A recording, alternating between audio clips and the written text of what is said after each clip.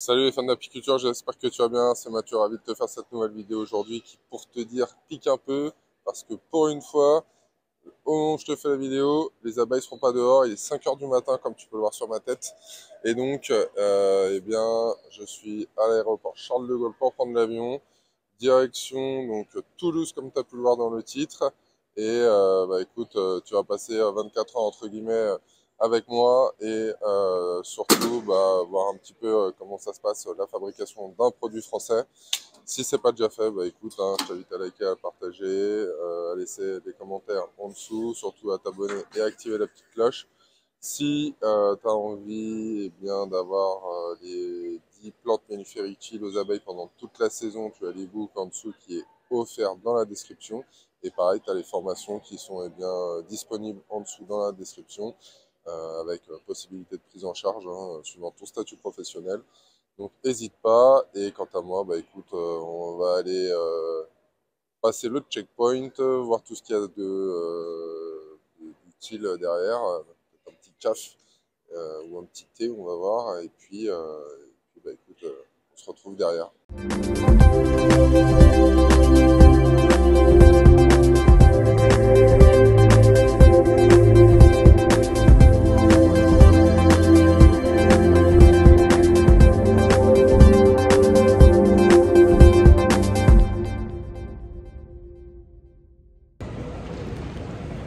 Pour tous ceux qui connaissent le tour avec le serpentin là derrière, mettez-moi votre avis là-dessus. Je pense que ça me donne déjà le tournis dès 5 heures du matin en fait. Des longueurs et des longueurs et des longueurs.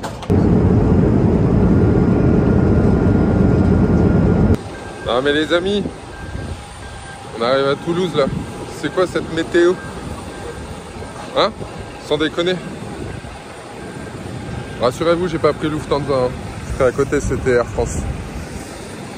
Fait marcher l'économie française. Hey, mais qui voilà? Hey, comment ça va? Ça va, l'âme, en tout cas?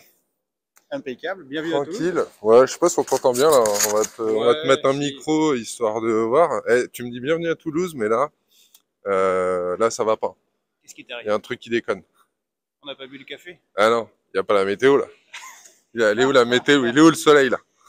Il manque le soleil. Ouais. Ah mais là c'est ouf. Bon du coup Dams, qu'est-ce que tu nous as prévu pour aujourd'hui? On a fait une petite coupe, le temps de pouvoir te poser le micro et t'entendre correctement. Cool. Alors aujourd'hui, on va faire deux choses extraordinaires. On va aller visiter la société BR Conditionnement qui met en flacon, en bouteille, la toute nouvelle formule et on va aller filmer ça. Ça va être top. Parce que c'est pour ça aussi qu'on est là surtout. C'est parce que tu as mis en place la nouvelle formule. Comme ça, on va voir un petit peu. Déjà, c'est faire découvrir un petit peu les coulisses de fabrication d'un produit français. Ouais. Et en plus, tu as mis en place, et tu as fait développer et étudier aussi une nouvelle formulation pour le produit. Mais ça, on en reviendra, on en reparlera au cours de la vidéo. Donc, on va chercher ta collègue, c'est ça? Ouais. On va chercher Océane, exactement, qui s'occupe de la com et ça va être une journée top. Et après BR, tu m'as demandé le programme. Ouais. On va aller justement, puisque c'est un produit français, on va aller à l'usine qui assemble l'Apisolis. Ok, et écoute, mortel. En tout cas, écoute, moi c'est la première fois que j'atterris à Toulouse. C'est pas la première fois que je viens à Toulouse, je suis déjà venu 2-3 fois, mais c'est la première fois que j'atterris à Toulouse.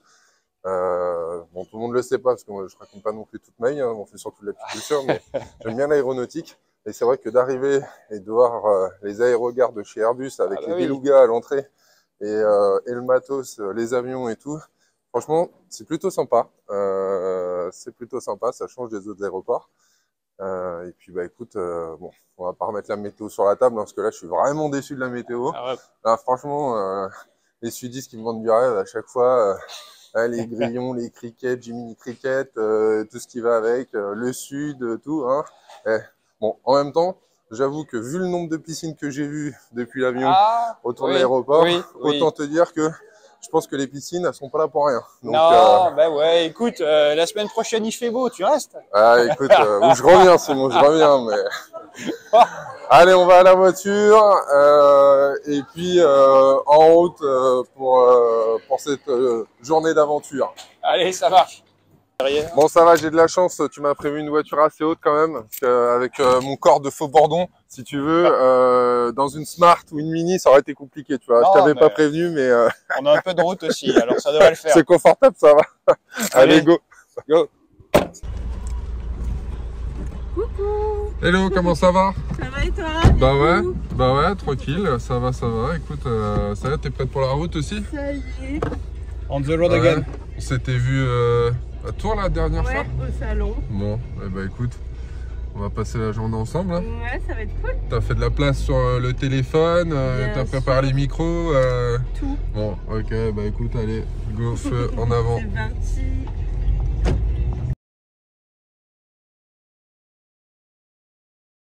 Bon, on est où, Namza? Là, on est chez BR Conditionnement. C'est Ok. la société qui fait le flaconnage des solutions natives. Et on va aller les voir pour voir la prod. Et d'ailleurs, la native, on y reviendra, hein, parce qu'on a commencé à en parler vite fait quand on est à l'aéroport, mais t'as une V2 qui a été faite, élaborée, testée, pas mal de trucs, mais on y reviendra. Ouais, Et donc là, maintenant, ils mettent en place dans les flacons la V2. exactement. C'est magnifique. Avec les super étiquettes réalisées par Océane, Au tout top. le packaging qui a été fait, et Mélanie en a fait une bonne partie également sur la partie Ok.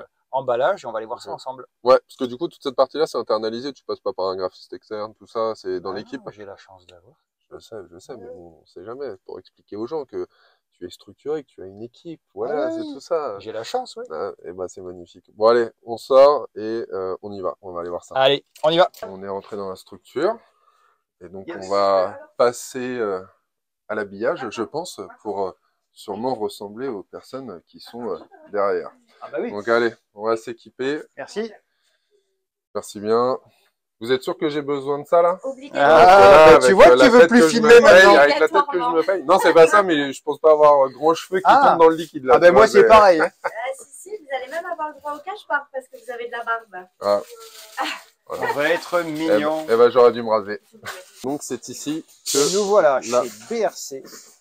la native est produite. Ici, on est en train de mélanger donc la nouvelle formule Nova. Ça, c'est absolument génial. Donc, tu vois, on a un mandrin qui remue en permanence pour avoir un liquide bien homogène. Ok. Et on a donc des actifs biosourcés. Et encore une fois, on a réussi à améliorer la formule de plus de 40% Ok. en rajoutant un actif à l'intérieur. Et ce sont que des actifs présents dans les plantes. D'accord. Ok. Ok. Du coup, parce que là, on a un fût, si je puis dire. Ouais. C'est en train de mélanger. Il y a combien de principes actifs, de produits différents qui sont mis dans ce... Parce que je pense que ça On vient a de différents fournisseurs. Une base et 3 molécules actives. D'accord. En effet, et on achète ça chez différents fournisseurs Ok. qui sont capables d'extraire les actifs des végétaux. Ok. Et ensuite, on assemble ici. D'accord. Et ici, c'est la société BRC qui nous fait l'assemblage du produit et ce qu'on appelle le flaconnage ici. Ok. Et ils nous remplissent tous les flacons. Donc du coup, oui, ils réceptionnent en gros, on va dire, les différentes parties, produits. Et ensuite, eux, en fonction de la formulation, ils mettent la formulation là. Exactement. Ça mouline pour avoir le produit homogène. Ouais. Et ensuite, bah, si on se rapproche un petit peu peut-être, on a du coup le flexible qui arrive donc dedans et qui repart ensuite dans un système de mise en place de flaconnage qui est aspiré derrière. ici, voilà. Ok, d'accord. On va avancer un petit peu sur le flaconnage pour voir un peu voilà cette façon de faire. Et en plus, bah, après tous les bouchons sont mis à la main. Voilà, donc du coup il y a du personnel, tout n'est pas automatisé. Voilà.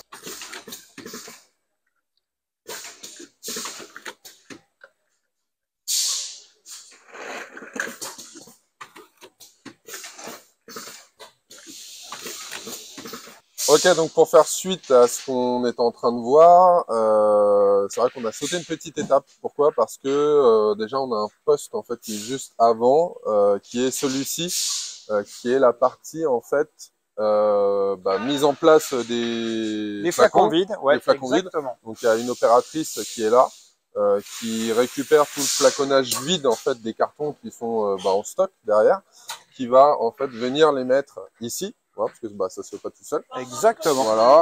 Et donc tout ce flaconnage vide qui est assez similaire, si je puis dire, à une table de mise en pot. Exactement. Si tu fais le comparatif. C'est du, voilà. C'est du remplissage. Hein. C'est du remplissage pur et dur. Vraiment, sur la partie apiculture, on pourrait faire la même chose où tu as ton plateau tournant où tu remplis et où derrière, en fait, tu as ce chemin en fait, qui va emmener justement le flaconnage jusqu'à l'opératrice qui est donc là-bas, où on va retrouver justement les fûts voilà, qui sont là avec la solution de native en fait à l'intérieur.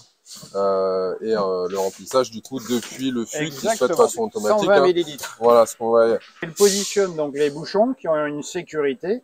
Elle les positionne dessus. Ensuite, on a une étape. Si on passe juste après, on le voit, il y a l'étiquetage qui est fait. En effet. Ok. Et après l'étiquetage, il y a une dernière partie où le bouchon est pris et il est vissé complètement sur la bouteille. Voilà, et ça c'est fait de façon mécanique parce que le premier bouchonnage qu'on voit juste avant, en fait, c'est un positionnement. C'est un positionnement en fait. Ouais. Voilà, ça c'est un positionnement, c'est pas la fermeture, j'ai envie de dire, c'est pas la sécurité. Ça c'est le positionnement du bouchon. Et après c'est vrai que vu que tu as une bague de sécurité sur la bouteille, c'est fait de façon mécanique pour être sûr que ça soit bien taré et bien fait. Ok, on va basculer de l'autre côté, comme ça on va aller aussi voir un petit peu tout Allez, on va aller voir ça après. La sortie du flacon et son conditionnement. On arrive au bout là de la chaîne de remplissage et donc il y a Gwendoline qui est sur ce poste et on va lui demander une ou deux questions. Du coup, je viens vous embêter un petit peu pendant le remplissage. Vous, à quoi consiste le poste là où vous êtes par rapport au fait de la native? Alors moi, je vais vérifier qu'il soit bien fermé, D'accord. que le numéro de lot est bien là où il doit être et qu'il est propre et visible, que l'étiquetage est bon. Okay. Voilà. Après, je le mets en carton. D'accord. Après, une fois que j'ai mis mes 16 flacons en carton, je leur mets une cale par-dessus. D'accord. Je vais finir de remplir le carton et je vais vous montrer. Ok. Voilà. Donc tout ça, c'est un processus de contrôle physique, manuel, voilà, fait par un, entre guillemets, quelqu'un, hein, c'est pas une machine. Ok, très bien. Là, je mets ma cale.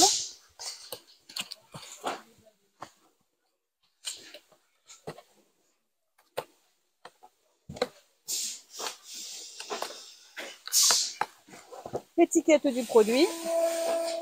Ok, super. Et l'étiquette carton.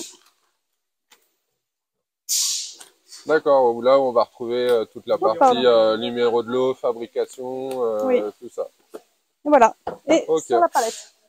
Ok. Voilà. Super, et au top, merci.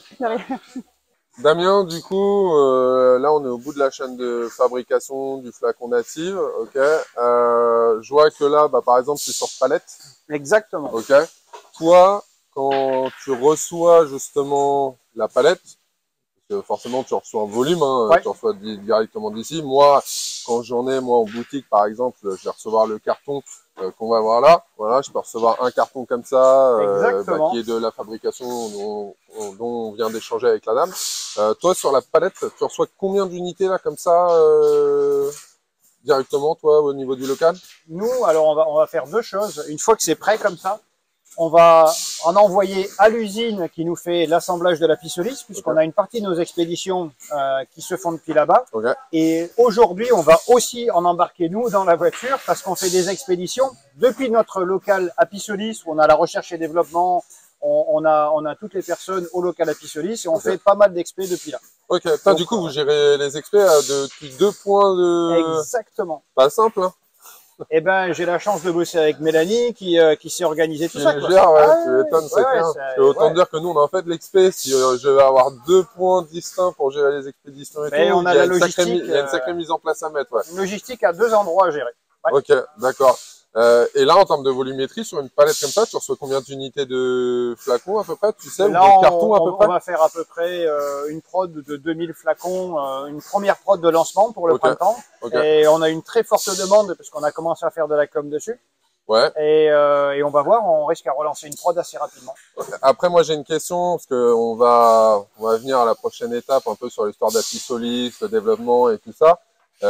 Tous les flacons qui sont utilisés dans la pissolisse, toutes les natives, peu importe dans le monde où c'est utilisé, est-ce que tout est produit ici ou est-ce que tu as d'autres chaînes d'assemblage ailleurs? On a déjà 2 stocks, voire 3 stocks, puisqu'on a un stock aux US. Mais absolument toutes les natives que vous voyez sont produites sur cette chaîne d'assemblage ici.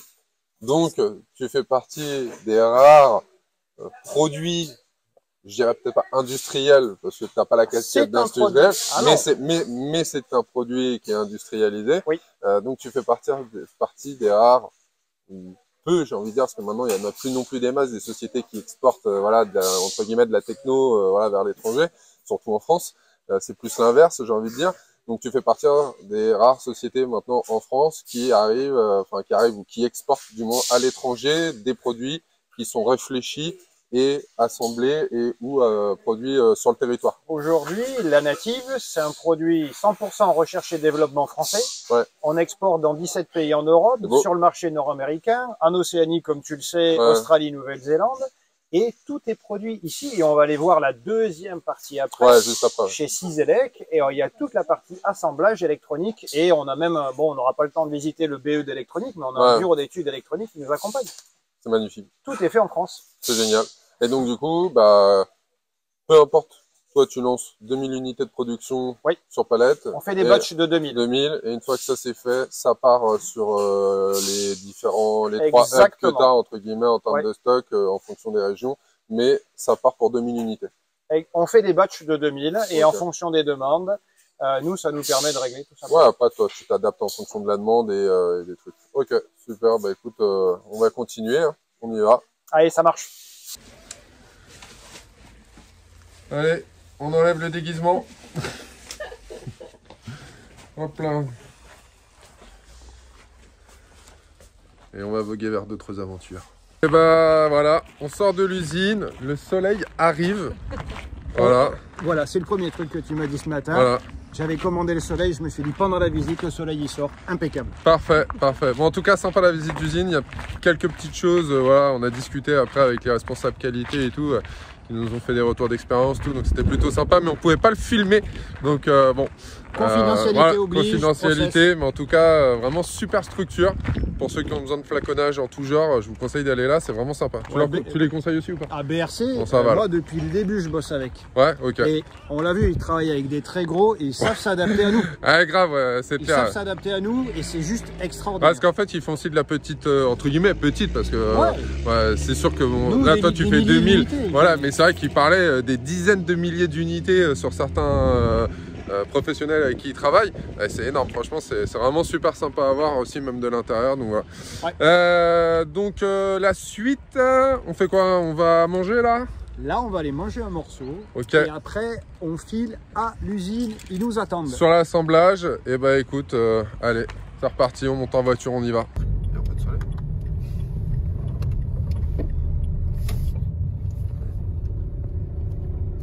On est où, Dams? Je crois bien qu'on est à l'usine Cizelec. Donc on va rencontrer l'équipe de prod. Là, on est dans les bureaux en haut. Il y a les ingés et l'équipe qualité, les appros, toute la partie administrative. Et après, on va descendre en bas à la partie assemblage.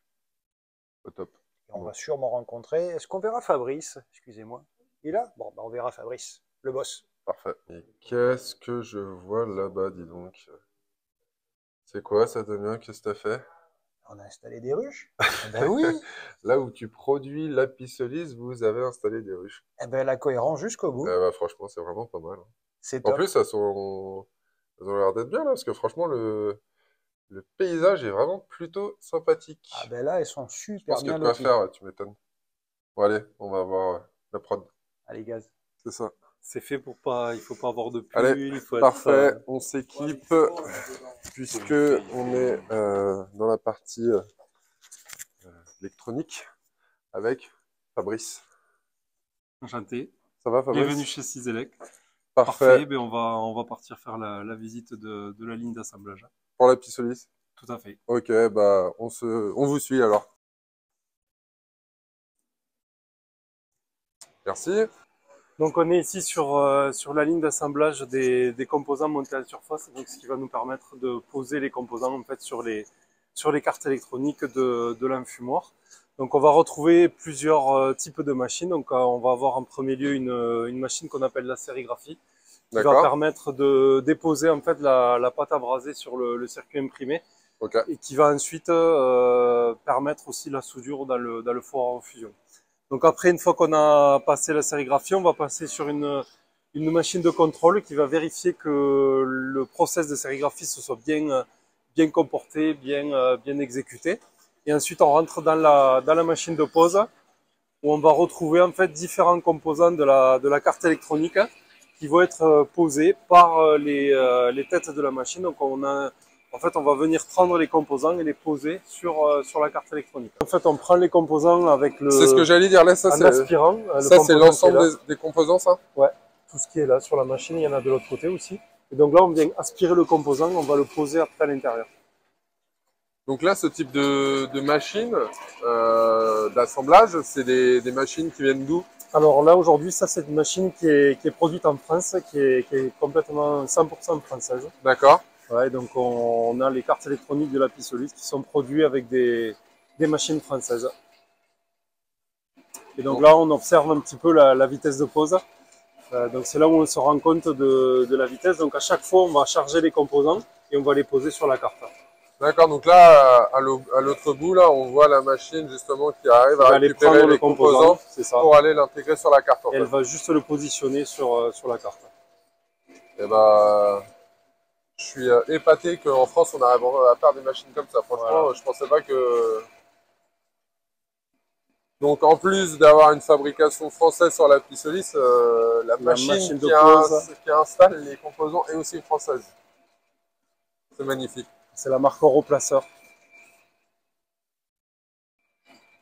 Marque que l'on voit juste là, voilà, pour ceux qui seraient férus de techno. Ensuite, une fois que le process de pose est terminé, on va rentrer dans le four à refusion. Et donc, c'est dans cette phase-là que l'on va souder le composant en fait, directement sur la carte électronique. Ouais. Donc, on va avoir un passage continu à l'intérieur du four. Les cartes vont mettre à peu près 1 minute à passer à l'intérieur. Et on va avoir à la sortie du four les composants qui vont se souder sur les cartes automatiquement. Et on est sur une machine à quelle température Alors là, sur un process de refusion, on est aux environs des 245 degrés. Sachant que le point de liquidus de la pâte à braser, c'est 221 degrés. Donc on a un peu plus d'énergie par rapport à l'environnement de la carte pour être sûr de souder les composants correctement. D'accord, et ça c'est quelque chose qui chauffe en continu? C'est des unités de prod qui se tournent en continu? Alors l'unité tourne en continu sur la journée. D'accord. Le process de refusion, lui, il est un peu plus long puisqu'en fait on a des phases de chauffe à faire le matin. D'accord. Donc on a la ligne qui démarre toute seule le matin à 5 h pour que aux environs des 7 h, 7 h 30, le four soit prêt à souder des cartes. Super. Ça demande combien de personnes là en termes de gestion sur ce genre de ligne comme on peut le voir ici? Sur chaque ligne, on est à peu près 2 personnes, voire 2,5 en fonction de la production. Mais en général, avec 2 personnes, c'est largement suffisant. D'accord. Donc on a un process qui est vraiment tout automatisé. Il y a assez peu d'intervention humaine, si ce n'est des phases de rechargement en fait, pour alimenter la machine. Et après, tout le process est monitoré. Du coup, on sait exactement ce qui se passe en permanence sur les machines. Donc là, on est à la sortie du four à refusion. Donc les cartes électroniques vont sortir de cette phase de brasage, de refusion en fait. Donc c'est à ce moment-là que la soudure a été réalisée à l'intérieur et on va rentrer dans une machine de contrôle automatique qui va vérifier en fait la bonne soudure des composants, qui va venir checker tous les paramètres pour vérifier que tout est conforme. D'accord, donc c'est un peu un contrôle qualité en fait. C'est le contrôle qualité de la ligne. Voilà, toutes les cartes passent sur cette machine et donc qui nous permet d'avoir une vraie performance au niveau de la soudure. Et donc on va retrouver bien évidemment à l'extérieur ce genre de composants. Donc ça c'est la carte de l'enfumoir où on va retrouver les différents composants qui vont être positionnés sur la carte électronique. Donc ce qui est particulier, c'est qu'il y a des composants des 2 côtés de la carte en fait. Donc il y a un process de refusion et ensuite on a un deuxième passage après au four pour souder les derniers composants. Voilà, donc ça c'est la carte électronique qui se trouve dans l'enfumoir. À l'intérieur de la Pissolis. Qui va permettre de réaliser toutes les fonctions de la Pissolis. D'accord, ok. Sur une unité de production comme ça, vous arrivez à sortir à peu près combien de cartes comme ça? On va parler plutôt en nombre de composants posés à l'heure. Donc on est ici sur une ligne qui pose entre 20 et 25 000 composants à l'heure. Okay. Ce qui veut dire qu'une carte comme la carte de la Pissolis, sur une journée, on peut produire des centaines et des centaines de cartes avec des machines. D'accord. En sachant que là, on ne parle que de la carte, parce que la carte, c'est un des éléments de la Pissolis qu'on va voir après. Donc, ok. On va voir l'assemblage après en suivant, après la phase de CMS. Super, très bien. Allez, on va aller voir l'assemblage. Et il fait relativement plus frais dans le couloir que sur la partie machine. Avec les là, fours, ouais. Ah ouais, là, le 200, plus de 200 degrés de four, là, tout le temps, laisse tomber. Bon, dis-moi, Damien.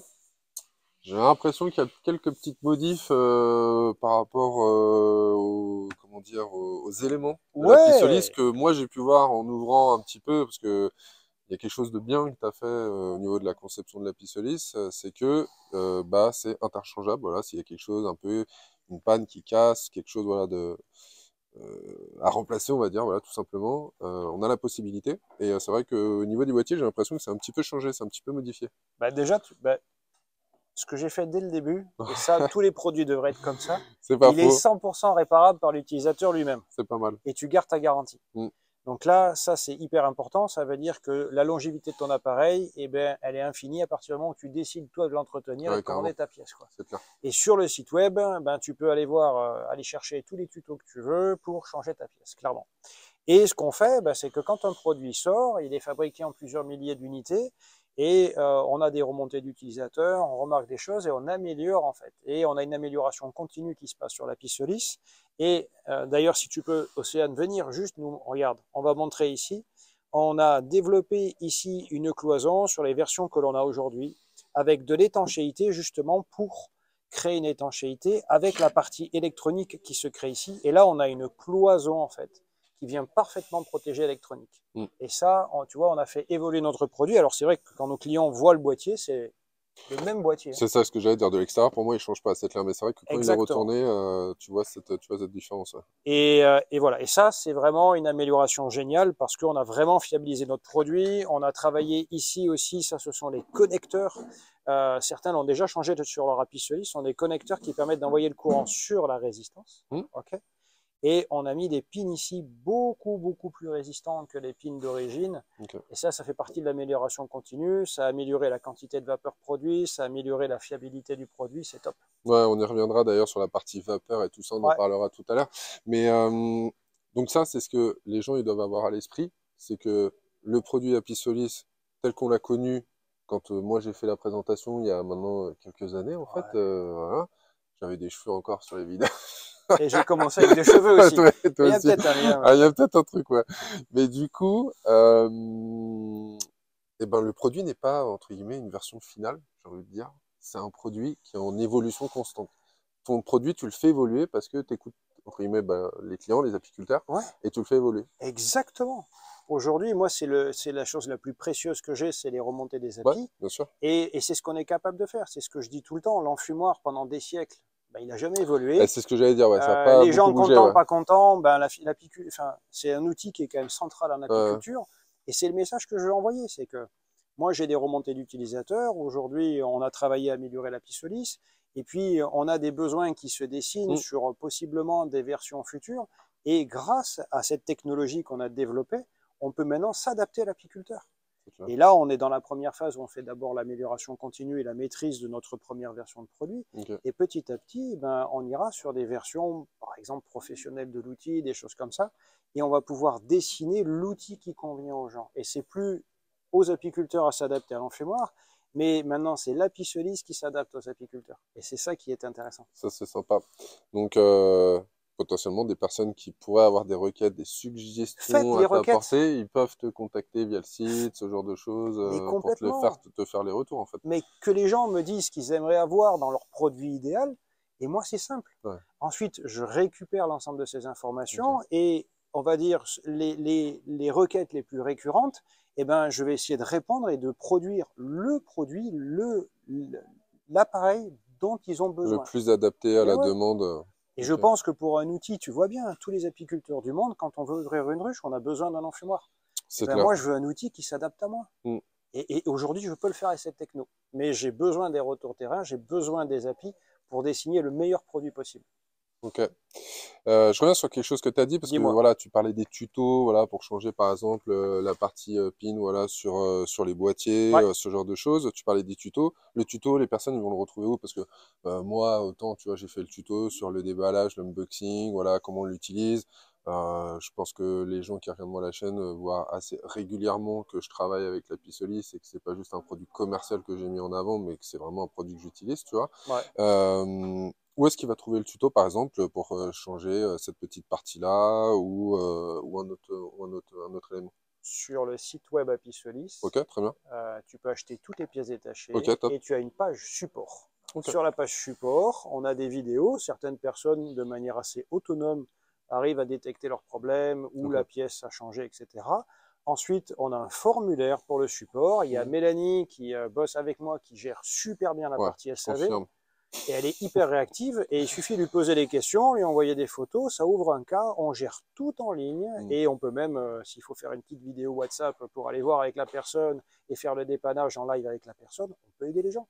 Non, sur les SAV, c'est vrai, vous êtes vraiment bon sur les SAV parce que moi, de par la commercialisation des Apisolis et tout ça, on a eu 2-3 personnes voilà, qui ont le souci par exemple de PIN. Et c'est vrai que quand on transfère le mail sur la partie SAV et tout, nous on reste en copie la plupart du temps, donc on voit les échanges, mais c'est vrai que les gens c'est ultra réactif et ils sont, j'ai envie de dire, je sais pas tous les retours, hein, mais voilà, nous en tout cas ils sont ultra satisfaits du retour et de la prise en charge en tout cas des produits. Donc c'est vrai que c'est quelque chose de bien parce que j'ai envie de dire les SAV maintenant, tout le monde connaît du SAV ou c'est pas trop ça non plus. Donc voilà. Ok, super. Après, tu as d'autres évolutions sur le produit de prévues et qui sont pas encore faites, des choses en réflexion? Aujourd'hui, sur cette partie-là, on pense qu'on est à maturité. Ça fait quand même 5 ans qu'on distribue le produit. En effet, ça nous a permis de voir. Il a évolué quand on fait des milliers d'unités, il évolue dans des contextes parfois différents. Il peut passer... il y a des gens très soigneux qui le rangent au bon endroit. Il y a des gens qui le mettent dans leur garage à moins 5 degrés la nuit. Donc voilà, on l'a vu vivre dans différents environnements et ça nous a permis ça fait ressortir des fois des points de faiblesse de l'outil, parce qu'on n'a pas pu imaginer tous les cas de figure pendant la R&D. C'est sûr. Et donc, voilà, ça fait 5 ans qu'on fiabilise le produit. Là, on arrive à une certaine forme de maturité sur cet outil. Et c'est pour ça que après les champs des possibles se réouvrent. J'en dis pas plus, mais c'est le moment aux API de faire on va dire leur carte au Père Noël. Ils vont faire leurs vœux et dites-moi ce que vous voulez voir comme produit, ce que vous voulez avoir dans les mains, et on peut le dessiner. Ouais, en effet. Heureusement que je t'ai pas ramené mon Apisolis parce que je pense que tu pourras le mettre au musée vu l'état où il est. Mais c'est très bien. C'est autre chose. Hein. Je te le renverrai pour de la recherche. Et étude post-utilisation. Ok. Bon, écoute, top. En tout cas, pour cette partie-là, je pense qu'on va aller voir un peu la partie assemblage, un petit peu tout ça pour voir comment ça se fait justement au niveau de l'usine. Et puis, écoute, on en rediscute là-bas. Allez, ça marche. Est-ce que tu peux nous expliquer un petit peu les différentes étapes d'assemblage par rapport à ce qu'on avait vu juste avant? Ouais, là, en fait, tu as le boîtier. Et dans ce boîtier, on va avoir plusieurs pièces. On va avoir la carte contacteur. Ensuite, on va avoir ici le détecteur magnétique. Tu vas voir, il y a un lien avec un marteau. Je me disais pourquoi il y avait ça sur la table. C'est assez surprenant. Je trouvais ça bizarre. Ensuite, tu as la batterie. Puisqu'il faut alimenter l'appareil, et la fameuse carte électronique. Donc ça, c'est la carte que l'on a vue tout à l'heure. Exactement. Voilà. Et là, après, tu peux voir, il y a toute la partie séquence d'assemblage, puisque chaque pièce a un ordre bien précis dans lequel elles sont insérées dans le boîtier. Super. Donc en tout cas, ce qu'on peut constater par rapport au produit, c'est que cet assemblage est fait à la main en tout cas. Voilà, il y a du monde derrière, il y a de l'emploi, j'ai envie de dire. Mais complètement. Voilà, c'est pas quelque chose qui est fait en version industrielle, mécanisée. C'est pas des robots. Assemblé comme ça, voilà. Non. C'est de l'air. Et régulièrement, je peux te dire qu'ils mangent des croissants et des chocos quand je viens les visiter. On est arrivé un peu trop tard pour les croissants et les chocos. Ouais, on n'avait pas le bon timing, c'est possible. Donc après, viens voir. Je vais leur demander si c'est la vérité quand même. Hein. On sait jamais. Hein. Demande de l'heure. C'est la vérité. Bon, c'est la vérité. Parfait alors. On a un rituel quand j'arrive, quand c'est le matin. croissant et chaud. Donc là, on est sur une mise en place de cartes. Alors, pourquoi un marteau? Tout simplement, c'est l'occasion d'expliquer aux appis à l'arrière ici pour faire fonctionner et pour faire démarrer le fameux Apisolis. Okay. En fait, je dis 3 coups. Ici, on vient placer un aimant à l'arrière. Okay. Et à l'avant, tu as un détecteur magnétique qui est ici. D'accord. Et quand on fait bouger le soufflet, donc on a les gestes classiques de l'apiculteur, c'est ça. On va venir faire détecter l'aimant par le système et on va lancer une séquence d'allumage. Ok. Ok. Et donc, c'est pour ça que de temps en temps, on a quand même besoin, pour le mettre à la bonne profondeur, on a besoin d'un petit maillet pour aller venir insérer l'aimant. Moi, je croyais que c'était pour motiver. Pour détruire la Apisolis qui ne fonctionnait pas. Et après, viens voir, ça c'est super intéressant, quand on a fini justement la partie assemblage ici, ouais. Ok, il y a toute la partie test avant l'emballage. Donc, on a un programme avec un protocole de test qui vient tester l'appareil, toute l'électronique de l'appareil, avant la mise en emballage. Ok, super. Donc ça, cette partie test électronique, c'est pour voir qu'il n'y ait pas un défaut sur la carte qui a été conçue, j'ai envie de dire, 10 mètres derrière. Puisqu'en fait, il n'y a même pas de déplacement entre le moment où la carte elle est faite et le moment où il est assemblé et mis, comme on peut voir derrière toi, dans le carton.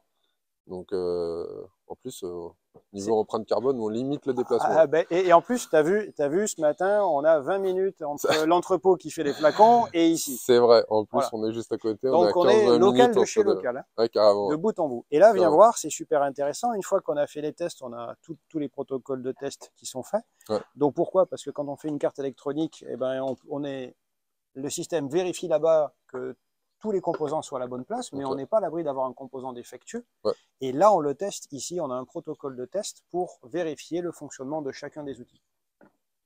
Super. Et ensuite, et là, on a la partie, donc les boîtes, tu les as toutes là. Tu vois, avec les Apisolis ici qui ont été partiellement assemblés. On a le sponsor, c'est ça. Exactement. Et après ça, c'est super important. Donc ça, c'est l'Apisolis tel que les gens le reçoivent. À l'intérieur, le réservoir, on vient rajouter les places supplémentaires, le silicone, la résistance, le câble USB. Et quand on referme, on a encore ici la carte de remerciement pour remercier la communauté. Pensez, super important, enregistrez votre Apisolis. Vous avez une carte de garantie dans votre appareil, enregistrez votre Apisolis. Je crois que je ne l'ai pas fait, c'est pas bien.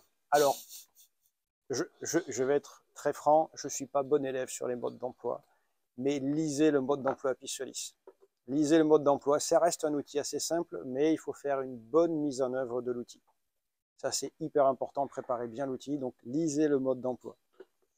Et pour ceux qui ont un peu la flemme, je vous ai préparé une vidéo sur le site, enfin sur YouTube Apisolis, vous tapez mode d'emploi Apisolis, et sur YouTube, vous avez aussi une version vidéo du mode d'emploi. D'accord. Tu fais quoi, Dams, avec la boîte? Ça? Ouais. Ben, on se retrouve au bureau et je t'en parle, ok? Ok, vas-y, c'est parti. Et ben, fin de la visite sur tout ce qui était assemblage là de la Apisolis. Bah écoute, Dams, écoute, cette aventure. En avant pour d'autres aventures, sûrement? On va raconter la suite. En tout cas, une bonne partie de cette aventure, je la dois à Fabrice qui m'accompagne depuis le début, qui m'a fait confiance. Et je suis arrivé, je te l'ai dit, avec un proto au début, je m'en souviens, il y a plus de 7 ans, Fabrice, et tu m'as dit, on va y arriver, on va faire des choses. Et Fabrice m'a suivi et c'est super important d'avoir des gens de confiance dans l'aventure. Je t'en ai parlé tout à l'heure. C'est clair, c'est clair. Merci Fabrice. Bonne fin de journée, à bientôt. Et ben, en tout cas, merci pour cet accueil. Un vrai plaisir. Et puis, peut-être à bientôt, qui sait. Allez, on est parti. On y va. Ciao. Au revoir. Merci. Ciao. Ciao. Au revoir. Au revoir. Eh ben, ça souffle là dehors. Je dirais pas comme ça, mais... Hein, ah, ben oui, on est dans le Tarn. En tout cas, c'est vraiment sympa, hein, les structures avec qui tu bosses et tout. C'est français. C'est français. C'est deux pointes. C'est deux pointes, c'est humain. C'est vraiment, voilà, j'ai beaucoup de chance. Et puis, ouais, chaque fois qu'il a fallu faire évoluer le produit, tu as des gens qui m'aident aussi. Tu vois, il y a l'électronique, c'est quand même des choses de pointe. Hein. C'est clair. Donc, tu as un vrai savoir-faire derrière avant d'arriver à un produit qui, en effet, en apparence, a l'air simple. Mais on vient de le voir depuis ce matin, il y a quand même un paquet de choses. Il n'y a rien de simple. Je pense que quand tu fais un peu de business ou que voilà, tu développes des choses et tout, les gens savent qu'il n'y a rien de simple. Donc, que ceux qui font rien, qui doivent se dire que c'est simple, je pense. Mais là, on le montre. Ouais, là, c'est clair. Allez, go, ceinture. Allez, et puis on y va. Go to Toulouse.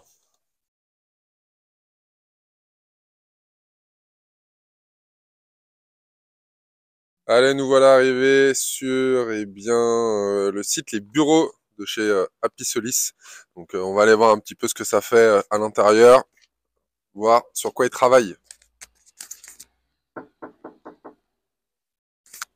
Déjà, c'est sympa, il y a le petit logo tranquille. Salut Mathieu. Heureux, hein, ça va? Ouais. Allez. Bienvenue. Bon, depuis tout à l'heure. Apisolis. Bah ouais, carrément. Alors désolé, on n'a plus que un micro, parce que l'autre micro, il a rendu l'âme dans la journée. Donc on va faire avec, mais je vais te le laisser, comme ça tu pourras le micro, cravate à main. C'est ça, expliquer, mais tu peux l'installer hein, si tu veux. Allez. Donc, tu pourras nous expliquer. Donc là, on est sur les locaux de Apisolis. Exactement. On est dans les bureaux d'Apisolis, donc on a quelques petites choses à vous montrer. On y va? On y va, c'est parti. Alors, bienvenue. Ben là, c'est le bureau où on bosse. Donc, on a la partie R&D, la partie design. Tout simplement, on a ici, on s'est fait un petit coin pour toute la partie, ben, quand on fait des podcasts ou autre, pour faire un petit peu de contenu. Sympa, hein? Ouais, on est bien ici. Ensuite? Après, tu as le bureau. Ici, ben, tu as pas mal d'activités. Donc, on a Mélanie qui est product manager qui bosse ici. Et ici, on a les deux alternantes en communication qui viennent m'aider. Donc, on a la partie expédition qui se fait là.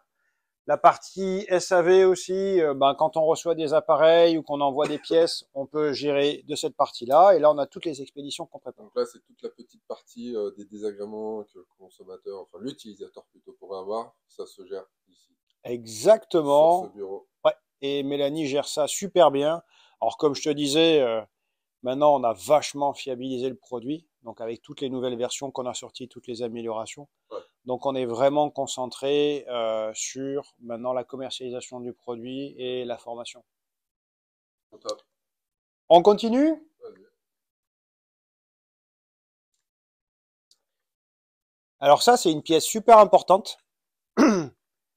Parce que on continue à améliorer le produit et comme je disais, ben, on imagine les futures versions qu'on pourrait faire en apiculture parce que ben, l'enfumoir n'a pas évolué pendant 200 ans et aujourd'hui on peut faire des évolutions. Donc on a pas mal d'imprimantes 3D qui nous permettent de travailler les différents designs, d'étudier les différentes possibilités et d'imaginer les futurs outils en apiculture. Donc on a une partie impression 3D et une partie électronique pour toute la création électronique, parce qu'il nous faut l'électronique pour développer tout ça. Ce que je dis souvent quand je présente l'Apisolis aux gens, je dis tout a évolué en apiculture. On s'est posé des questions sur les traitements, on s'est posé des questions sur le nourrissement, on s'est posé des questions sur la manière d'élever les abeilles, et on avait un outil au milieu de notre pratique qu'on n'avait jamais interrogé. Et aujourd'hui, l'idée, justement, c'est de pouvoir l'interroger, de pouvoir poser des questions aux apiculteurs, travailler et évoluer en permanence. Et donc, en effet, on a vu la partie chimie chez BR Conditionnement, on va parler un peu plus science tout à l'heure, mais on s'appuie sur les retours des apiculteurs pour améliorer leurs produits et sur l'évolution de la science et de la compréhension des abeilles.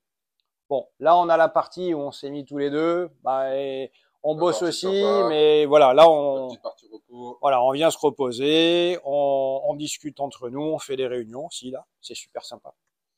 Et si tu veux bien, je vais te montrer un tout petit peu de documents sur lesquels on s'appuie pour on travaille en collaboration notamment avec le CNRS, faut le savoir, ça c'est super important. CNRS, c'est notamment la partie, le CRCA. Alors qu'est-ce que ça veut dire? Centre de recherche sur la cognition animale. L'idée, c'est qu'on utilise des molécules présentes dans les fleurs, capables d'avoir un effet sur les abeilles. Ça veut dire quoi, avoir un effet sur les abeilles? On s'est rendu compte que certaines molécules de fleurs, notamment le linalol et le 2-phényléthanol, d'accord, la première présente dans la lavande et l'autre dans le colza ou l'huile essentielle de rose, par exemple, ces molécules, donc je n'utilise que la molécule, pas les huiles essentielles, que la molécule présente dans les fleurs. Et elles ont ancré ça dans leur comportement instinctif. Quand elles sentent ces molécules, elles vont diminuer de manière significative leur comportement défensif pour devenir butineuses. Et c'est ce qui nous permet aujourd'hui d'avoir un effet sur les abeilles qui permet justement à l'apiculteur de visiter les ruches. C'est ça le but. Par contre, Ah, et dis-moi. Il y a une porte que tu n'as pas ouverte. Ouais. Allez, je te montre. Ouais, parce que ça reste quand même intéressant. Tu vois. Ouais, allez, je te montre. C'est vrai, on a tourné à gauche et à droite. C'est vrai, tu as voulu nous faire une petite caféterie quand même. Ouais. T'as pas ouvert. Ah ben, tiens. Alors, Oh. c'est un peu sombre, je pense que tu verras. C'est un peu sombre, mais ça va, on voit un petit peu sur... Au fond, tu as des grands racks ici. Ouais. Voilà. Et là, tu as tous les apisolis qui à destination Europe et US, Ouais. et une partie des natifs qui sont stockés. Okay. C'est immense et on a besoin de grandes surfaces de stockage. Ouais. Les bureaux, ben, on est des humains, on n'a pas besoin de grands bureaux. Par contre, il nous faut du stockage parce qu'on distribue énormément d'apisolis. Ouais. En effet, là c'est vraiment balèze. Bon, c'est sympa quand même. Hein. Ah ben, il nous fallait de la surface. Hein. Ah, mais ça, c'est les Américains, ça. Ça, c'est... Clairement, l'Europe, c'est un marché qui est extrêmement intéressant, mais qui reste un marché, on le sait, on le voit bien de toute façon sur tous les autres sujets où on absorbe l'innovation, sauf que ben, sur la partie US nord-américaine, et ben, quand on fait un salon d'apiculture, c'est extrêmement dynamique et il y a beaucoup d'absorption au niveau de l'innovation. Ah, tu le vois avec la Flowhive, hein, de toute façon, à l'époque où ça a développé, l'adaptation n'a pas du tout été la même. Non. Ok, au top. Viens voir 2 petites minutes, viens avec moi, prends une chaise, Attends, je te montre. Prends une chaise et on va regarder ça. On va le faire assez simple pour les gens. Là, je te montre, c'est une étude, les gens peuvent aller la voir, c'est une étude du CNRS, ok, qui a permis de... Alors, on va revenir ici, donc les gens peuvent aller la voir, hein, c'est une étude de 2015, d'accord, qui a été publiée, qui permet justement de regarder et d'étudier le côté appétif des odeurs florales et de prévenir des agressions. Et donc, on comprend que quand certaines abeilles, on a mis ça en évidence avec de la recherche, que certaines abeilles, ce que je disais tout à l'heure, que certaines odeurs de fleurs, molécules, permettaient de déclencher le réflexe appétif chez les abeilles et donc de reproduire ce qu'on voit quand on envoie de la fumée, elles vont se gorger de miel. Et bien là, en fait, c'est un peu la même chose. Elles sentent ces odeurs de fleurs, elles vont se gorger de miel. Okay. Et donc, ça a donné naissance à la première version native. Okay. Et bah, on a vu, on est 85% d'efficacité de l'enfumoir. Donc, certains nous ont dit avec des abeilles très douces, c'est génial. Okay. Par contre, il y a des abeilles parfois, des contextes un peu plus dynamiques et des populations un peu plus virulentes, importantes. Et donc, on avait besoin de quelque chose, on va dire, de plus intense pour ces abeilles-là. Et on a travaillé la formule. Donc, cette formule-là, moi, je l'ai travaillée et on a trouvé une deuxième molécule qui est présente dans le bois. Et on a fait faire l'évaluation par Apilab, d'accord, qui est une référence ici. Et on voit une augmentation de 56% sur l'effet immédiat avec la nouvelle formule et de 25% sur l'effet prolongé. Donc, on prend un petit moment pour t'expliquer ça, c'est super important. Là, on voit, je vais te le diminuer, ici, là. Là, tu le vois assez facilement, il y a les abeilles sur les têtes de cadre, d'accord, et on a 100% au début, à T0, d'abeilles, ici. Ensuite, on va utiliser la Polaris et on se rend compte, la Polaris, c'est le nom qu'on a donné à la première version, d'accord. Et ici, on voit qu'on a 100% d'abeilles. Quand on utilise la Polaris, il nous reste encore à peu près 40% d'abeilles sur les têtes de cadre. Sauf que quand on utilise un enfumoir, la ligne blanche ou la formule Nova, ben on a la même quantité d'abeilles présentes sur les têtes de cadre. On a le même niveau de performance. Et on voit que là, on est à T5 secondes. Et là, on passe à T90 secondes. 1 minute 30, si je ne dis pas de bêtises. Et on voit ici, pareil, qu'on a un nombre d'abeilles inférieur quand on utilise l'enfumoir ou la Nova à la formule actuelle Polaris. Donc là, vous avez quasiment, même, c'est à la marge. Façon, c'est à la marge. Similaire, oui. Réussi à reproduire l'effet de l'enfumoir. De la fumée. Traditionnel. Ouais. Voilà, par rapport à la nouvelle formulation qui est faite. Alors sans changer le produit en soi, puisque c'est que la formule. On a amélioré. Ouais, exactement. Et en avant-première, le nouveau packaging. Donc, à l'époque, on avait la native, il a fallu qu'on la nomme parce qu'on ne voulait pas dire native 2. Donc celle-là, on l'appelait Polaris parce que c'est l'étoile la plus brillante, c'est celle qui a ouvert le chemin de la recherche. Et la Nova, c'est celle qui suit en fait. Exactement. Et là, la prochaine, tu l'appelles Supernova, c'est celle qui casse tout. Elle aura un nom d'étoile, mais peut-être que ça sera la Supernova. Et donc, ce qu'il faut savoir, c'est que, attention, important, la première formule va bien à pas mal de personnes, donc on va la laisser sur le marché.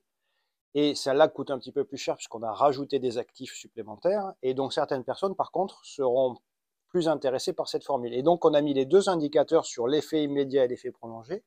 Et les gens pourront voir en magasin la différence. Voilà. Et donc, il faut savoir que les deux restent dans le commerce. Et ça, on a fait une publication et on le voit ici, c'est super intéressant. État initial, état immédiat, état prolongé. Et donc, on le voit ici. Je vais essayer de te le montrer. Hop.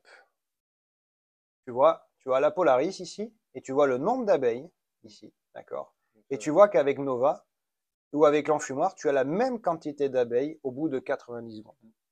Donc, on a le même comportement. Sympa. Ouais. Beau boulot. Ben, ce qu'il faut comprendre, c'est que moi, je m'autorise en tout cas, c'est dans mes grands rêves, c'est qu'aujourd'hui, ce que je dis souvent, c'est qu'avec la fumée, on ne sait pas ce qu'on fait.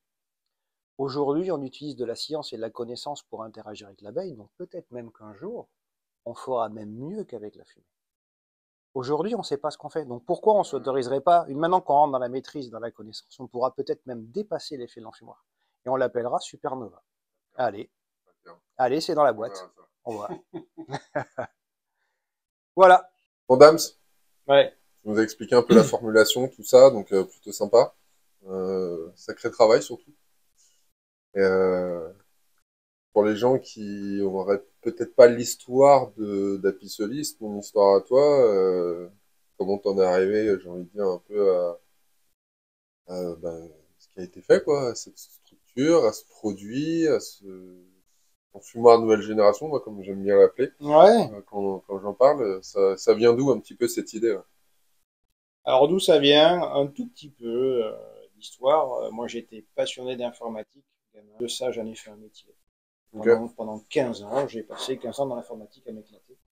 Et comme je dis toujours, on fait des choix à 20 ans qui sont liés à notre vision du monde à 20 ans, et entre nos 20 ans et nos 35 ans, mais on ne devient pas là, on change notre vision du monde. C'est ça. Et parfois, nos attentes, elles changent aussi. Et on a envie, on perçoit le monde différemment, et du coup, on a envie de faire des choses différentes. Et moi, j'avais cette chance, au moment où je me suis dit, ok, l'informatique avait moins de sens, qu'est-ce que je peux faire dans ma vie? Okay, et j'avais les abeilles, tu vois, on faisait de l'apiculture en famille, 5 ruches, hein, tu vois, le truc classique, mais j'avais un sentiment sympa, pourquoi? Parce que je faisais de l'apiculture, il y avait mon grand-père, il y avait mon père qui venait, chaque année on faisait l'extraction, donc c'était un moment familial. Si je change de vie, ben, moi, tous ces moments-là et ce rapport à l'abeille, je veux le remettre au centre de ma vie, quoi. Et j'ai trouvé le modèle, et je me suis dit, ok, maintenant que tu as ça comme idée, il faut gagner sa vie. Voilà. Toujours la même histoire. Et ouais, comment je gagne ma vie autour de toutes ces valeurs? Et j'ai trouvé le modèle de ruche d'entreprise, parce que l'idée c'était de communiquer ces valeurs-là aux entreprises et de le transférer justement à travers des ruches installées, du miel et tout ça, et reproduire ces animations avec les collaborateurs. Et ce qui s'est passé, c'est que j'ai commencé à avoir plein de petits ruchers un peu partout, puis il fallait allumer l'enfumoir. Lingot. Donc j'éteins l'outil. Si je l'éteins, allez, dans 5 km, c'est relou pour aller à l'autre enfumoir. J'ai un nouveau. Ah ouais, mais c'est. Et puis il y a des sites, on m'a dit non, pas d'enfumoir. C'est interdit. Il y a un CHSCT, sécurité, tu n'allumes pas.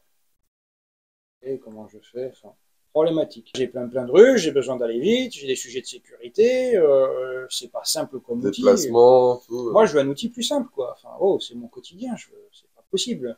Alors, je lui ai dit, je m'en souviens encore, j'ai dit, mais est-ce que tu vois un autre artisan qui fait un feu pour allumer son outil de travail? Je lui ai dit, mais on est en 2000, on était presque en 2017 à l'époque. Ouais. J'ai dit, mais pour allumer ta perceuse, tu fais pas un feu. Enfin, aujourd'hui, on a des outils portatifs, ça fonctionne, quoi. Ouais. Pourquoi moi, j'ai pas ça? Bah écoute, mais tous les apiculteurs du monde aujourd'hui ont un enfumoir. Okay. Et moi, je suis parti avec ça, mais il m'avait pas convaincu. Sous le coude. Il m'avait pas convaincu. Et je lui ai dit, écoute, si j'essaye de développer quelque chose, si j'y arrive, est-ce que tu penses que c'est bien? Je ne peux pas dire que c'est pas bien. Aujourd'hui, de toute façon, il n'y a pas d'alternative. Donc, on l'utilise par défaut. C'est pas qu'on veut que celui-là, c'est qu'il est par défaut. On a parlé un petit peu tous les deux sur la route. Mais voilà, un soir, j'étais en train de discuter, puis je vois une personne qui utilise une cigarette. Voilà, je suis un gros nuage de vape. Et qui m'explique, qui me dit, voilà, dans la cigarette, il y a plein de produits de combustion qu'on ne veut pas, et puis on garde que les produits qu'on veut pour faire effet, et on va utiliser ce principe-là. Et après, à repartir de zéro, un peu comme quand j'ai fait dans ma vie, tu vois, quand j'ai mis les abeilles, je me suis dit, avec quoi les abeilles se sont développées en synergie depuis la nuit des temps? Avec les fleurs. Et je me suis dit, tiens, les fleurs, elles contiennent des actifs qui peuvent calmer les humains. Est-ce qu'on n'aurait pas des actifs dans les fleurs qui puissent calmer les abeilles? Parce que les fleurs, les abeilles, il y a quand même quelque chose, une cohérence, quoi. Et je suis parti de cette cohérence. J'ai travaillé au début sur des bases qui m'étaient accessibles, que tout le monde peut acheter des huiles essentielles, en partant sur de la littérature humaine et un peu sur la littérature qu'on a dans les abeilles. Donc je bosse sur ce sujet. Je suis arrivé sur des formules qui étaient assez intéressantes, donc des molécules intéressantes. Et puis j'ai vu une étude après qui est parue ensuite sur la partie recherche sur la cognition animale, dont on a parlé tout à l'heure, le CNRS. Et donc là, j'ai vu des molécules en particulier qui correspondaient et qui faisaient écho à mes recherches, et j'ai sélectionné ces molécules et je les ai intégrées à ma formule, et là, on a vu l'efficacité de la Polaris actuelle qui permettait de lancer le produit sur le marché. Et donc après, là tu as l'histoire, et puis aujourd'hui, on a vu l'aboutissement avec les partenaires qui m'aident à flaconner, faire le flaconnage, ceux qui m'aident à faire l'électronique et qui distribuent pour que les apiculteurs aujourd'hui puissent faire évoluer la pratique. Les apiculteurs du monde. Du monde, ouais. Du monde, parce que là, tu commences à te distribuer dans quand même pas mal de pays. Bon, c'est le début parce qu'il y en a encore d'autres à conquérir. Mais c'est fou. Là, tu es sur combien de pays maintenant là? En Europe, on a 17 pays. Super. Ok. Ensuite, on a ouvert le marché nord-américain. On a l'Océanie avec l'Australie et on a aussi, évidemment, il y a pas mal d'apiculteurs en Nouvelle-Zélande. Et on est en train d'ouvrir la partie Moyen-Orient avec le Liban, on a le Liban, l'Israël, et on discute aussi sur les pays, tout ce qui est Émirats, etc. Ils ont un peu d'apiculture, c'est assez particulier leur apiculture. Mais c'est pour dire que aujourd'hui, les bénéfices et la voie qu'ouvre l'Apisolis en apiculture, eh bien on l'a vu, les gens qui veulent un outil plus pratique, il y en a plein, qui sont pas fans d'allumer un enfumoir, qui sont pas fans de l'éteindre, etc. Et d'avoir à gérer un foyer, parce que... ils ont peur du feu. Du feu. C'est clair. Il y en a qui ont mis le feu. On l'a dit, moi, on a des articles de presse, 1000 hectares de forêt brûlés à cause d'enfumoirs. Aujourd'hui, c'est un vrai sujet, et on les voit chaque été, et on est en risque d'incendie maximum.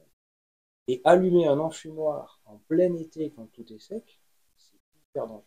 Donc, les gens veulent à la fois un outil plus pratique, c'est souvent la décision numéro 1. Ensuite, j'ai pas envie de me faire peur quand je cuisine. C'est le feu, quand on est apiculteur, on est amoureux de la nature. Ouais, c'est clair. Tu vois, c'est quelque chose, et puis personne n'a envie de mettre le feu une fois. En vrai, voilà. Et après, les gens veulent un truc plus sain. Parce que quand on analyse les fumées de l'enfumoir, et on continue à communiquer là-dessus, mais c'est pas évident pour les gens, en fait, Mathieu. Les gens me disent souvent, quand dans les salons d'apiculture, on me dit, ouais, mais moi, j'utilise de la paille. J'utilise du bois, mais c'est super sain, la bois et le paille. C'est vrai. C'est pas le bois et la paille le problème. C'est ce qui en ressort, le problème. Et je leur dis, mais en fait, qu'est-ce qui sort? Mais en fait, qu'est-ce qui s'est passé entre ce qui sort? Il y a une réaction chimique. Et donc, en fait, quand on met le feu, on joue au chimiste. On joue au chimiste parce qu'on fabrique de nouvelles molécules qu'on ne connaît pas. Et on fait de la combustion incomplète. Et donc, nous, on a fait des analyses. En moyenne, tu as 27 molécules toxiques, cancérigènes, mutagènes, écotoxiques et biocides, qu'on respire et qu'on envoie sur les abeilles. D'accord, ouais, ça dépend ce que tu brûles.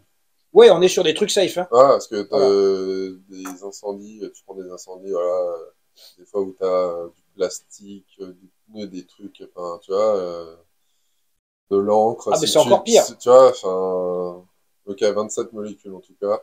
En moyenne, c'est ça. Et on parle de molécules qui deviennent toxiques, et il n'y a pas besoin de grandes études. Tu me le disais tout à l'heure, vous allez sur Wikipédia, vous tapez combustion, et en fait, qu'est-ce qu'on veut en apiculture? On veut une combustion incomplète. Ça veut dire que c'est là où le foyer est pas trop chaud pour produire des déchets de combustion. Et c'est précisément la fumée, c'est que ça ne sont que des déchets de combustion. Et c'est là où on produit le plus de choses toxiques, précisément quand on veut faire la fumée. Ouais, c'est clair. De toute façon, il y a plein d'études, hein, même d'études pompiers, où, justement sur la fumée, la toxicité, tout ça. Mais il y a eu un article, tu as une famille d'apiculteurs très connue, la famille Fer, Paul Fer et Gilles Fer, et Gilles Fer a eu de graves problèmes respiratoires liés à l'utilisation de la fumée. Donc, est-ce qu'on a besoin de comprendre qu'on va avoir des problèmes respiratoires? Ça, c'est une utilisation professionnelle, mais on comprend que même amateur, c'est quand même dommage de faire un des plus beaux métiers du monde ou hobby du monde, l'apiculture. Enfin, je suis pas trop objectif, mais bon, bref, j'adore les abeilles.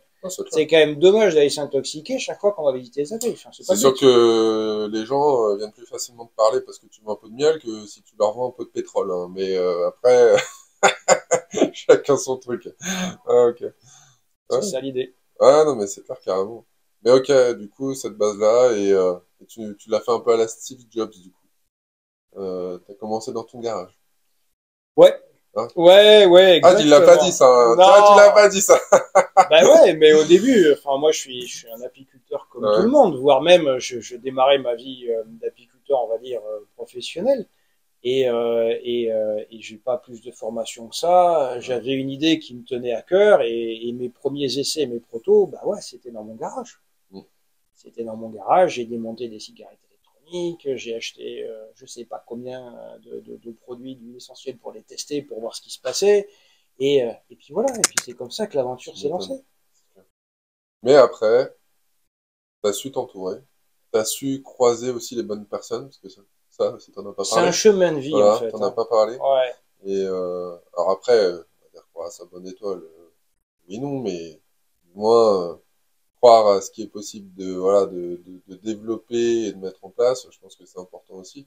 Parce que voilà, t'as quand même une structure, vous êtes quoi, 4 personnes maintenant, tu disais, deux alternantes, pardon, une personne avec temps plein temps plus toi.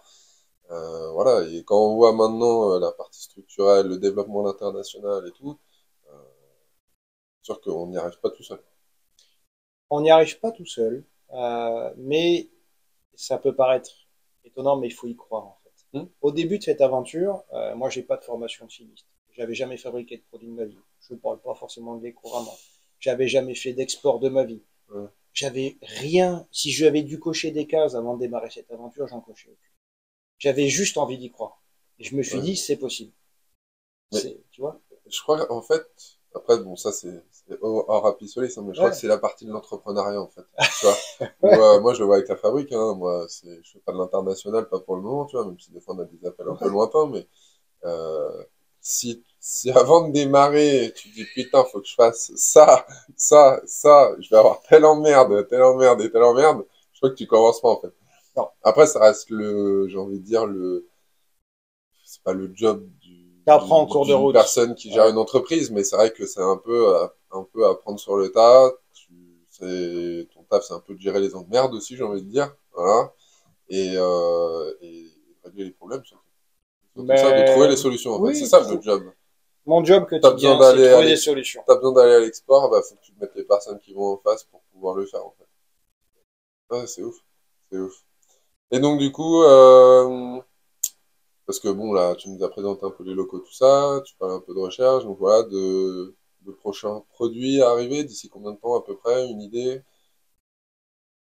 Aujourd'hui, on est en étude sur des versions, puisqu'on a un produit qui est excellent pour les amateurs, qui peut aider les professionnels dans pas mal de cas, parce que la Pisoli, c'est un très bon complément pour les professionnels. Mais on a quand même vachement de demandes sur un outil avec beaucoup d'autonomie, etc. Et donc ça, c'est quelque chose qui est à l'étude ici, parce qu'encore une fois, c'est vraiment la dynamique, quoi. C'est que au lieu que les apiculteurs pendant des siècles se soient adaptés à l'enfumoir, ben maintenant c'est nous qui nous adaptons à eux. Et donc, bah, c'est mon job, c'est ma mission. C'est avec la formule, je m'adapte aux abeilles, et avec les outils électroniques, modélisation, on s'adapte à l'apiculteur. toute façon, moi, ça reste mon avis, mais c'est une évolution constante. Hein. Tu sais, moi, je pense qu'avant l'enfumoir, t'avais les anciens, d'anciens, ils faisaient quoi? Ils avaient besoin de fumer, bah, ils prenaient une pipe. Oui. Mais tu m'as devancé, c'est ce que j'allais dire. Ils étaient là, à la pipe, avec leur voile, tu les vois sur les vieux dessins, les enluminures, et tous ces trucs-là, ils sont là avec les voiles, hop, ils soufflent, tu leur ramenais un enfumoir au début. Je suis sûr que les gars, ils disaient, mais à quoi ça sert que j'achète ça? J'ai une pipe. Et en plus, je fume en même temps, tu vois. Donc, c'est quoi le problème, tu vois? Tu veux m'enlever le plaisir de la pipe. Voilà, tu vois. Après, les ruchers, maintenant, faut que je fume. Alors que je peux fumer pendant que je suis dans le rucher, tu vois. Les gars, ils sont passés à l'enfumoir, tu vois. Et je pense que après, c'est des cycles comme ça, c'est des adaptations, c'est un besoin. Mais après ouais, c'est clair. C'est une évolution naturelle, mais c'est bien de le remettre. Et puis, je pense que, des fois, le fait d'allumer le feu, je me suis demandé, il y a des gens qui sont attachés à ce rituel. Je peux comprendre. Peut-être un peu comme quelqu'un qui fume, tu vois. Le fait de mettre après le repas ou de faire le geste. Mais aussi, dans les gestes ancestrales, on allumait un feu pour éloigner les prédateurs, pour éviter les agressions. Et là, on fait un feu finalement pour se protéger des abeilles ou d'une possible agression. Et peut-être qu'on a ça en nous, parce que c'est vrai que voilà, quand on a la pissolis, ben, t'as vu, hein, t'appuies 3 fois sur le soufflet, bon, t'as pas de rituel, quoi. T'as moins d'instinct primaire, quoi. Si c'est ça le truc. Voilà, l'instinct primaire, le feu pour éloigner les agresseurs, il y en a pas. Ouais. Mais voilà, on passe à autre chose. En soi, c'est pas forcément le feu qui éloigne. Si on revient à ce qu'on disait tout à l'heure, c'est pas le feu qui va éloigner l'agresseur. Si tu considères l'abeille comme l'agresseur en cas de piqûre, c'est la fumée, tu vois. Et au bout du compte, cette fumée qui sort de l'enfumoir, elle est là, elle sort avec la pissolis, en fait, tu vois. Donc au bout du compte, c'est un peu le paradoxe, j'ai envie de dire. Mais ouais, je vois ce que tu veux dire sur le fait d'avoir un peu comment on pourrait dire, pas ce tic de travail ou cette habitude, mais ouais, cette façon de faire, cette façon de faire, bien sûr. C'est fou, on a été formé encore c'est un formatage, des formatages, et moi je vois, et j'en suis super heureux. Il y a des écoles d'apiculture aujourd'hui qui me disent, écoute, on présente ton outil, on présente aussi l'enfumoir parce qu'il fait partie de l'historique, mais il me dit, bah, clairement, quand les gens commencent leur apiculture et qu'ils voient, ah non, mais là, faut faire le feu, mais des fois ça s'allume pas, ils prennent un apistolis, ça marche de suite. Ah, ils me disent, les gens voient le truc, et je le vois émerger dans les écoles d'apiculture. C'est bien. Et ça, c'est génial, parce qu'en effet, quand on parlait d'un geste qu'on veut conserver, ben, parfois on a appris, on a des habitudes, et changer des habitudes, on n'a pas toujours envie. Ouais, des fois c'est compliqué. Donc ouais, moi je suis hyper content parce que je le vois dans les syndicats et dans les écoles, les gens le présentent et commencent à former les gens, et c'est ce que tu fais aussi. Ouais, parce que ça fait longtemps que le produit sorti quand même, il en a fallu un peu de la pédagogie. Parce que nous, bon, pas nous, à la fabrique, ça fait longtemps qu'on l'utilise, hein, maintenant, depuis que vous avez contacté déjà, 5 ans, 6 ans, je sais plus, il faudra regarder sur la chaîne. 5 ans. Il faudra regarder sur la chaîne combien de temps ça fait, mais c'est vrai que nous aussi, bah voilà, on fait la formation, on présente, et c'est vrai que on adhère, hein, tout simplement. Parce qu'après, allumer l'enfumoir, c'est bien, mais c'est de le faire tenir, hein, tu vois, et c'est vrai que quand tu démarres en apiculture, l'allumer, tu mets un coup de chalumeau, bon, c'est sympa, c'est marrant, mais au bout de 5 minutes, quand tu vas refermer ta ruche et que c'est éteint parce que t'as pas réussi à remettre de combustible entre les deux, t'as pas pensé à ça, il y en a beaucoup qui font un peu la grimace, quoi. Mais, alors tu l'auras allumé, mais plus c'est éteint. Et après, ouais, bon là, faut prévoir la flotte. Hein, mais, ouais, mais c'est pareil. Si t'as plus de rucher à faire à côté, tout va bien. Si t'as un rucher à faire à côté, c'est compliqué. C'est ça. Encore une fois, enfin, pour un outil aussi indispensable, je pense qu'on mérite d'avoir. C'est sûr. Surtout à notre époque, où on a de la techno à dispo. Tous les corps de métier évoluent, tu vois. C'est comme si tu disais à un agri, il va aller traire les vaches encore à la main, tu vois. Alors que maintenant, tu as les trucs de ventouse et tout, tu vois. Donc, alors moi, j'ai une anecdote sur ça. Ouais. Je reçois un mail d'un distributeur américain. Je comprends un peu l'anglais maintenant. Je comprends. Je mets dans le traducteur. Ouais. Elle me dit, j'en peux plus de l'enfumoir. J'ai l'impression qu'on est encore en train de labourer les champs avec des bœufs. Mais comment tu veux, en anglais, jamais j'étais capable de comprendre labourer un champ avec des bœufs. Pour que ça soit une expression un peu locale, truc. Et là, ça m'a fait marrer. Et si tu veux, finalement, c'est ça. En agriculture, on a aussi adopté les tracteurs, on a fait évoluer, et on l'a vu tout à l'heure. Même en apiculture, tous les sujets autour de l'enfumoir, c'est bon, quoi. Ils ont évolué. a mis de la connaissance, on a mis de la science dedans pour bien faire les choses vis-à-vis des abeilles. Et de l'apiculteur aussi. Carrément. Voilà. Top. Un petit mot de la fin, Nams, sur cette journée. Je vais te dire merci. Ouais, t'inquiète. Je vais te dire merci parce que ouais, on a fait une grosse journée, on a beaucoup bougé. Là, vous voyez les cuts et tout, mais on a pas mal bougé aujourd'hui. J'ai pas mis trop de plans sur la route, hein. Je vous ai évité les moments de déplacement et tout ça, mais après c'est bien, ça me fait plaisir, tu vois. Je suis descendu, c'était cool, on a passé une bonne journée. J'aime bien moi visiter un peu les trucs, voilà, comme ça, un peu, pas forcément accessible d'habitude. On montre le cœur du réacteur. Voilà, pas forcément accessible, voilà, parce que c'est des usines, des structures sur lesquelles bah, tu rentres pas forcément comme ça non plus, tu vois, parce que avoir des machines qui te découpent des plaques, comment dire, pas informatiques, mais des PCB, voilà, des plaques électroniques. Des plaques électroniques, merci, ouais, tu vois, ce genre de choses, comme disait Fabrice, non ouais, Fabrice, voilà, comme disait Fabrice, t'es en face de toi une machine à 1 million d'euros, tu vois. Fabriqué en France, qui te découpe des trucs, qui t'assemble. Enfin, bon, voilà. Enfin, moi, perso, je trouve que c'est assez sympa. Ça montre l'envers du décor, déjà. Voilà. Donc, si vous avez aimé l'envers du décor, n'hésitez pas à me le mettre en commentaire. Et d'un produit français. Et après, tout est fait localement. C'est ça, exactement. Et, franchement, et en plus, les deux usines sont l'une à côté de l'autre à 15 minutes, j'ai envie de te dire. Donc, ne pas faire plus proche. Tu peux pas, carrément, sauf si l'une s'implante chez l'autre, mais là, ça va être compliqué, tu vois. Donc carrément, mais non, après, merci à toi pour l'accueil. C'est vrai qu'avec cette nouvelle formule, voilà, et puis depuis le temps qu'on utilise la Pisolis et tout, je pense que c'était intéressant de montrer un petit peu l'envers du décor. Est-ce que tu as un petit truc pour la fin? Je vais évidemment remercier. Aujourd'hui, on a vendu pas loin de 10 000 Apisolis, donc ça fait des milliers et des milliers d'apiculteurs qui nous font confiance, qui ont adhéré à l'aventure, qui nous ont permis justement d'avancer, et c'est grâce à eux que nous, voilà, on rentre des sous dans la boîte et on continue non seulement à faire vivre la boîte, faire travailler le tissu local économique, imaginer l'apiculture de demain. Et c'est ça qu'on fait aujourd'hui. Et c'est merci pour leur confiance, parce que l'aventure, elle est possible grâce à eux, grâce à leur confiance. C'est ça. Alors, merci à tous. Merci beaucoup. C'est clair. Et puis pour ceux qui sont restés jusqu'à la fin de la vidéo, pour vous remercier, je vais vous mettre un lien en dessous de la vidéo. Ouais, on vous prépare une opération. Regardez bien. Il y a une OP, vous allez voir, vous allez avoir quelque chose d'intéressant au niveau tarification en termes d'Apisolis, de la native nouvelle formule. Voilà, j'en dis pas plus. Je te laisse cliquer en dessous sur le lien pour aller voir.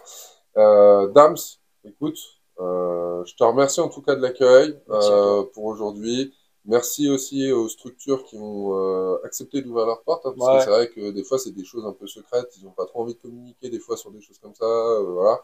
Donc merci à eux, et en plus ils ont été super sympas, très accueillants, toutes les équipes étaient au top, franchement. Donc BR conditionnement et 6 élèves. Voilà, donc vous pouvez les contacter si vous avez besoin de choses. Pas pour faire un Apisolis, hein, je vous le dis tout de suite, hein, c'est bleu, c'est bouquet ça, là, ça c'est cuit.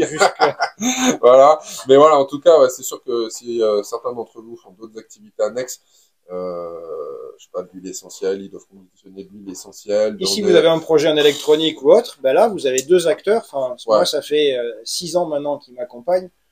Des gens de confiance. Ouais, non, franchement, super accueillant et tout. Franchement, moi, j'aurais un truc à faire. Franchement, j'irai les yeux fermés avec. Donc voilà. Et puis, écoutez, j'espère que la vidéo vous a plu. N'hésitez pas à liker, à partager, à activer la petite cloche en dessous pour s'abonner. Je l'ai déjà dit au début de la vidéo, mais je te le redis. Voilà. Et puis, je te dis à bientôt sur une prochaine vidéo. Ciao, ciao. Merci à tous. Bye.